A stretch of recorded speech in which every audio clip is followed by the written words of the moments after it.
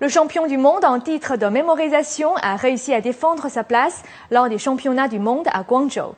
Cet étudiant de 21 ans a éliminé 120 concurrents au cours de 3 jours de compétition.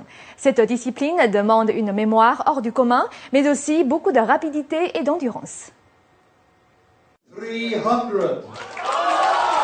Vendredi dernier, Wang Fen, le champion du monde en titre de mémorisation, a remporté les 20e championnats mondiaux de mémoire à Guangzhou, dans le sud de la Chine, en battant simultanément plusieurs records mondiaux. Cet étudiant de 21 ans a explosé le record du monde dans la catégorie des chiffres dictés, en se rappelant plus de 300 nombres sur 400, une amélioration de 100 nombres sur l'ancien record. Pendant 3 jours, plus de 120 concurrents, âgés de 9 à 74 ans, ont mesuré leur rapidité et leur endurance dans 10 disciplines différentes de mémorisation.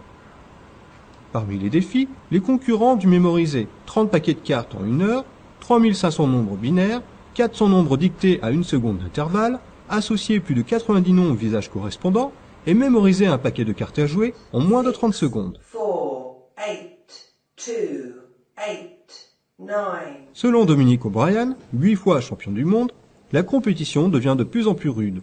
Les limites sont chaque année repoussées au-delà de ce qui était autrefois concevable pour l'esprit humain. D'après lui, une bonne imagination est la clé du succès. Ça m'a rendu plus créatif, ça m'a ouvert l'esprit, ça m'a donné plus confiance en moi, ce qui n'était pas le cas quand j'étais à l'école. On a trouvé que j'étais dyslexique, je ratais la plupart de mes examens, je n'arrivais pas à me concentrer. C'est ce qu'il faut vraiment savoir bien faire. Il faut avoir une très bonne mémoire pour gagner, il faut aussi pouvoir bien se concentrer. Il y a vraiment des avantages à explorer son imagination et sa créativité. Tony Buzan, cofondateur et président des championnats du monde de mémorisation, n'est pas surpris des énormes progrès dans les compétitions de mémoire ces 20 dernières années.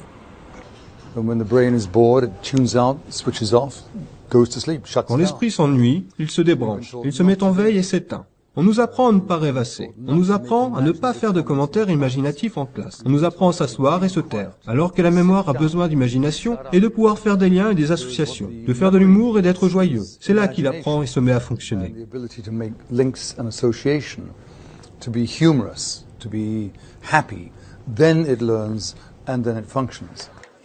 Selon lui, le plus important, c'est la mémoire qui définit la fonction du cerveau humain.